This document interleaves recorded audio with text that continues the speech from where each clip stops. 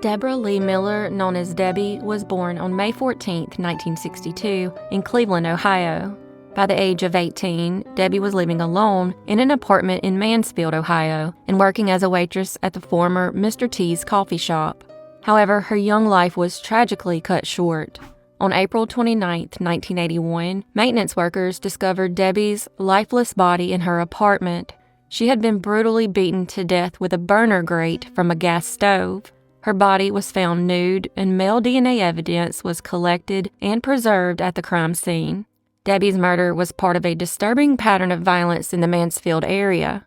She was the third woman to be killed in her home within a short period. In June 1979, 21-year-old Deborah Holbrook was found stabbed to death in a wooded area in Mifflin Township. 3 months later, on September 30th, 1979, 24-year-old Diana Shaw was discovered stabbed, strangled, and mutilated in her apartment. Then, in March 1981, Tammy Lynn Osborne, a clerk at a local convenience store, was kidnapped and murdered. The investigation into Debbie's murder faced significant challenges, including allegations of police misconduct. Her diary revealed that she had dated several officers from the department, which cast doubt on the integrity of the investigation. The scandal eventually led to the resignation of the police chief in 1990.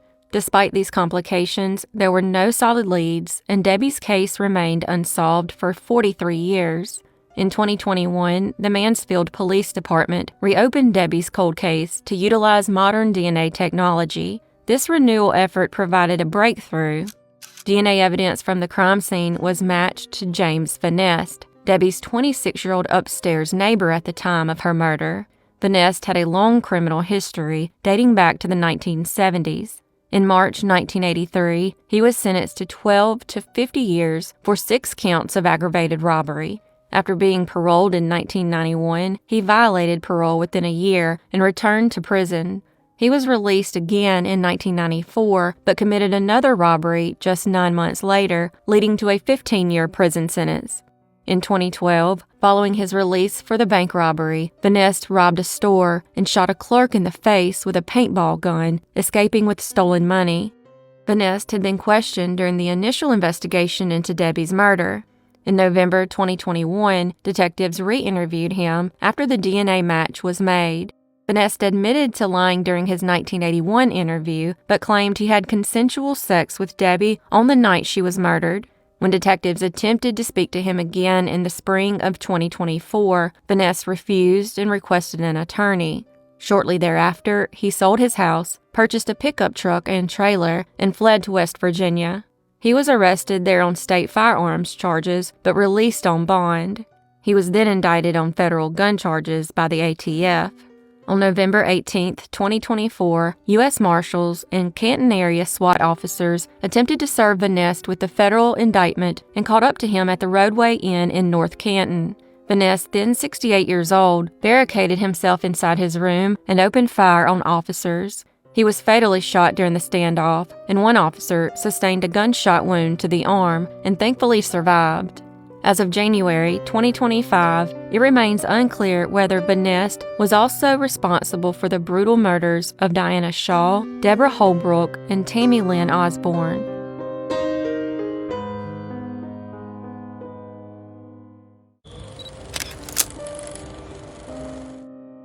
Haley Marie Decker was born in Galesburg, Illinois, on June 18, 2001. In the 5th grade, Haley wrote a letter to her future self stating, "I will be loyal and have a lot of spirit." She also envisioned herself becoming a great person in high school, admired by others, and eventually achieving her dream of being a lawyer with a loving husband and child who made her happy. However, Haley's life took a tragic turn as she struggled with addiction, severe family conflict, and mental health issues during her teenage years. Following her parents' divorce, Haley's troubles began to escalate. She exhibited outbursts, defiance, and sneaky behaviors, leading to a psychiatric diagnosis and forced psychiatric interventions.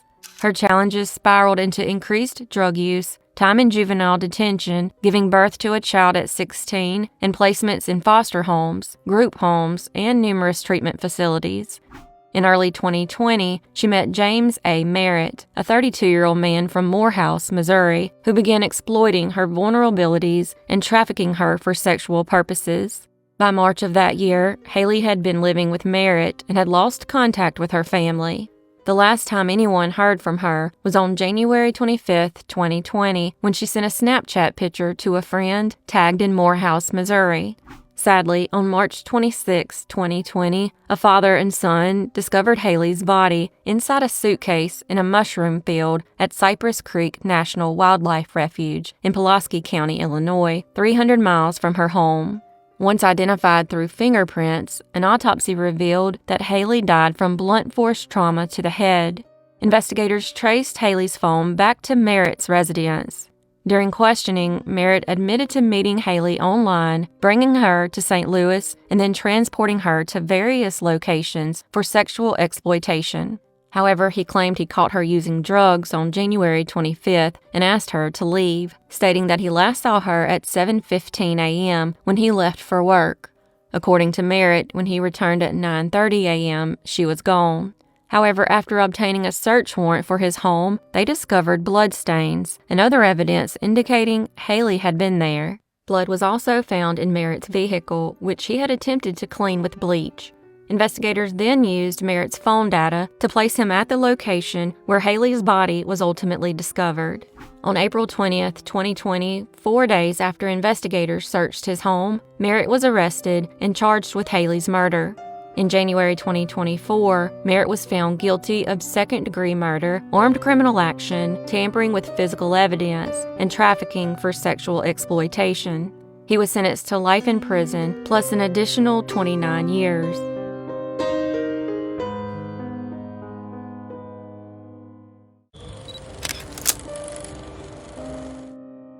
Judy Rodriguez was born in Brooklyn, New York, on August 22, 1960. At the age of 30, she was a devoted mother of 3 children when a horrible tragedy occurred. On January 23, 1991, she attended her daughter Stephanie's first birthday party. She then strangely disappeared shortly after and was reported missing the same day. 7 months later, on August 25th, unbeknownst to her family, who spent years searching for her body was discovered in a grassy area near the intersection of the Cross Island and Southern State Parkways in Queens. Her ankles were bound with a cord, and her body was concealed under a large wooden board. Due to significant decomposition, investigators at the time were unable to identify her. This is a very strange case because before her identity was known, 4 men were arrested and charged with her murder. Apparently, they encountered her sometime between July 15th and August 15th of 1991, which means she was alive for at least 7 months after her family last saw her. The men abducted her, bound her ankles, transported her to the Parkway intersection, and pushed her out of their car. Then one of the assailants got out of the car and fatally struck her on the head with a large metal flashlight, leaving her for dead. Approximately 2 weeks later, they returned to the scene and attempted to further conceal her body by covering it with a wooden board. Within a week of finding the body, investigators tracked down the 4 men and arrested them for Judy's murder. While their names have never been publicly released, one defendant pleaded guilty to first-degree manslaughter in September 1992 and was sentenced to 8.5 to 25 years in prison. He was released in 2009 and discharged from parole in August 2016. 2 others pleaded guilty to first-degree reckless endangerment in October 1992. They each received sentences of 2.5 to 7 years, were released in 1996, and were discharged from parole by April 1998. The 4th defendant pleaded guilty to hindering prosecution in February 1993 and was sentenced to 1.5 to 4.5 years. He was released in 1996 and discharged from parole in July 1997. In November 2023, police received a grant for cold case investigations and collaborated with DNA Labs International. Using the victim's skeletal remains, they produced a comprehensive genealogical profile, which was uploaded to public databases. Detective Joseph Rodriguez of the NYPD's Investigative Genealogy Squad used the profile to construct a family tree, eventually leading investigators to potential relatives. Family members provided DNA samples, and in April 2024, the remains were confirmed to be those of Judy Rodriguez. Although Judy's parents have since passed away, her surviving family members are glad to have answers after 33 long years.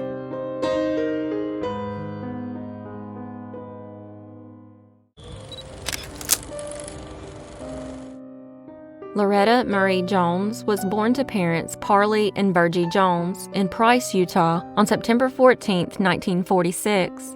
At age 23, Loretta still resided in Price and was the single mother of a 4-year-old daughter named Heidi. On the morning of July 31, 1970, little Heidi went to a neighbor and said that she believed her mommy was dead. The police were called, and when officers arrived, they found Loretta lying in a pool of blood on the living room floor between the couch and coffee table. She had been sexually assaulted and stabbed to death with a small, narrow knife. Although the medical examiner collected biological DNA from a vaginal swab, it would take another 16 years before DNA evidence was first utilized in the U.S. criminal court system. Tragically, the DNA sample from Loretta's case was eventually lost. Strangely, on the same night of the murder and in the same neighborhood, a 10-year-old girl named Lori Kulo Fennell narrowly escaped a kidnapping. She had been outside playing when a strange man grabbed her and tried to take her, but she managed to scream loudly enough to scare him off. It seemed too bizarre of a coincidence for there to be two criminals attacking females in the same quiet neighborhood on the same day, leading investigators to believe the same man was involved in both crimes. Another essential clue surfaced after Heidi started telling her grandmother more details of the night. She said she heard a man in their house telling her mother he was going to kill her.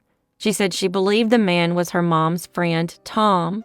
The grandmother then brought Heidi to the police station to repeat the details. Once there, she repeatedly told the police Tom did it. Tom was later identified as Thomas Edward Egley and was identified by Lori through a lineup as the man who tried to kidnap her. He then admitted to the attempted abduction but denied killing Loretta. Egley was 30 at the time and lived in Helper, Utah. He was a railroad worker and drifter who lived with his future wife in the New House Hotel. Authorities then scoured Loretta's diaries and found mention of her briefly dating Egley. They also discovered that the bar owner of the establishment that he visited on the day of the murder saw Egley with red specks all over his shirt. When asked what the specks were, he said he had been painting that day. Investigators then searched his apartment and took a pair of jeans and a shirt. They also collected hair, blood, and fingerprints from him. Fibers found on his clothes matched the fibers from a rug in Loretta's apartment. He was then arrested and charged with Loretta's murder, but since he had been in her apartment before, the evidence was weak, and the case was ultimately dismissed.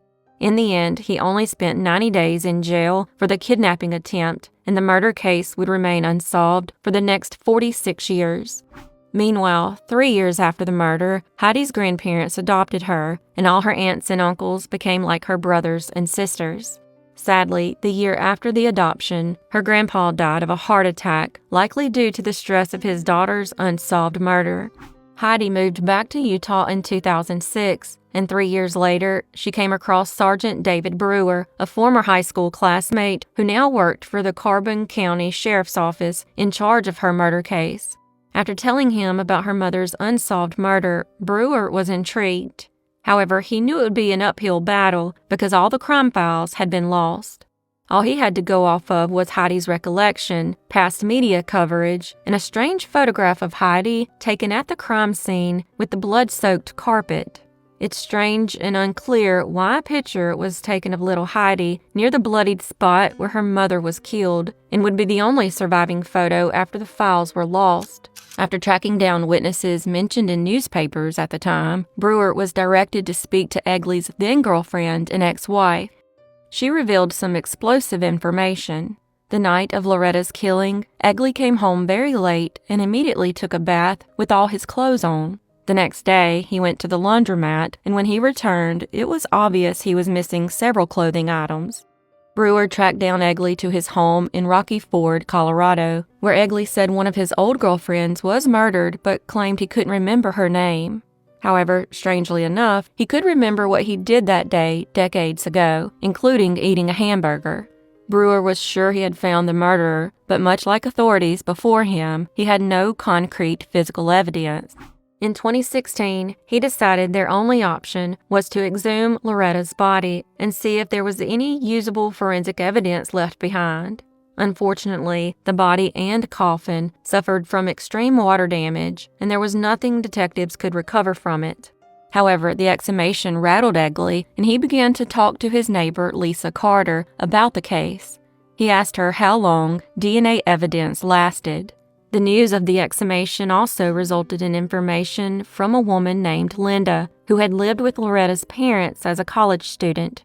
She told police Loretta had written her killer's name in blood at the crime scene. At first, they didn't believe her, but when Brewer re-examined their only crime scene photo and had it blown up, he could clearly distinguish a T and an O in the bloodstain. However, it was Lisa Carter who really sealed Egley's fate. She agreed to wear a wire and spent weeks getting a confession out of him. Here is an audio clip of that confession. Okay. And the door closed, and then what? What would you think happened? If you had to guess, what would you think happened? I was turned down for sex. Okay. And that made you feel how? Like and when she come back, I stabbed her. In the end, 76-year-old Egley pleaded guilty to Loretta's murder and was sentenced to 10 years to life in prison. Egley's final words in the courtroom were, "I'm sorry I killed her, and I'm surprised you're doing something about it after 46 years.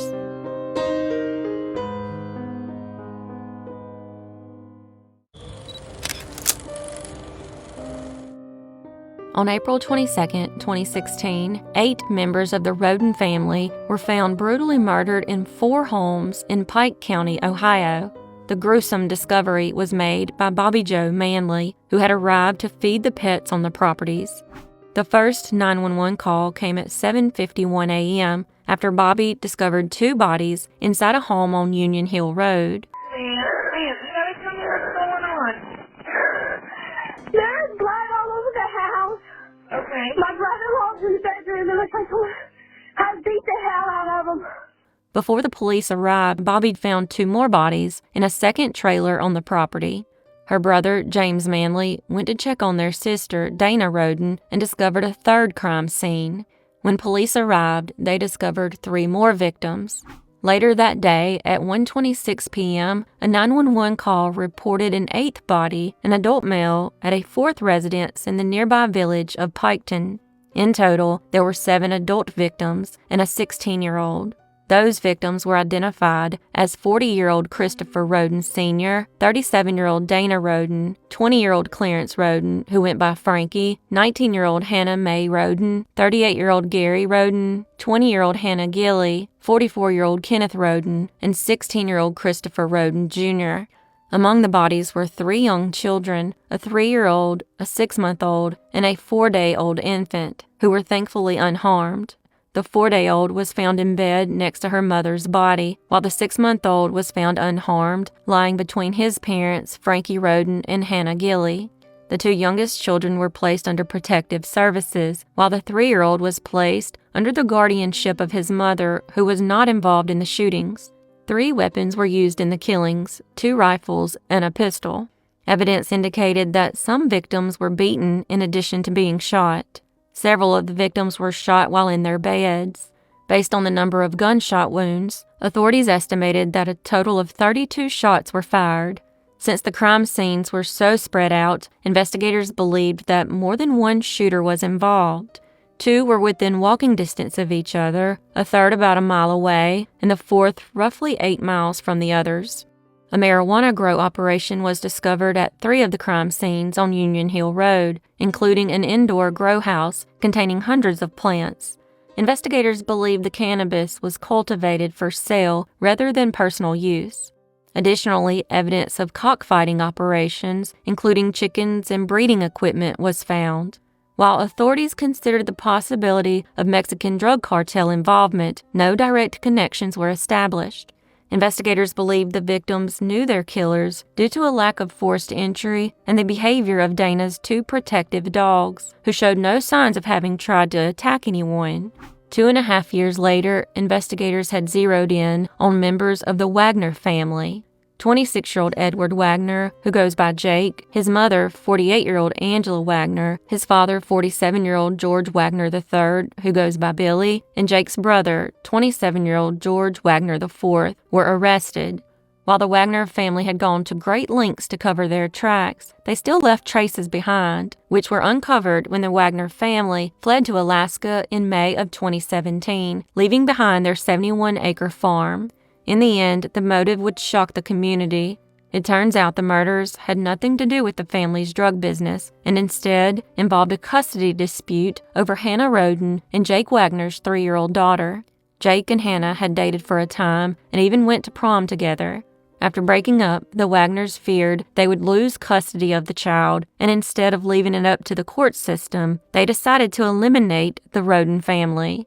Investigators would ultimately say that the Wagners were extremely obsessed with custody and control of the children in their lives.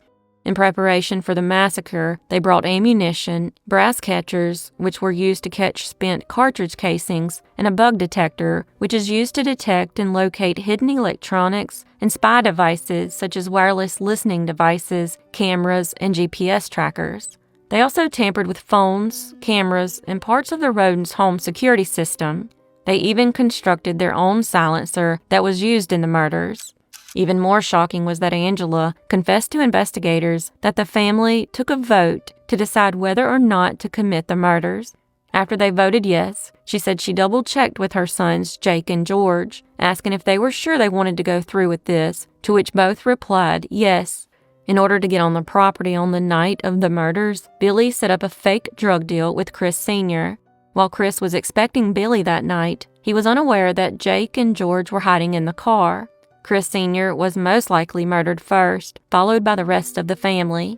In 2021, Jake Wagner pleaded guilty to the murders, admitting his role in the killings. Angela Wagner also pleaded guilty to helping plan the murders and was sentenced to 30 years in prison, with credit for 6 years already served. Angela's mother, 65-year-old Rita Holcomb, received 5 years of probation, a $750 fine, and a suspended 180-day jail sentence, 7 days of which she had already served, for lying to investigators. George Wagner IV was found guilty of 22 charges, including aggravated murder, and was sentenced to 8 life sentences without the possibility of parole. Jake's father, George Wagner III, aka Billy, has pleaded not guilty and is currently awaiting trial.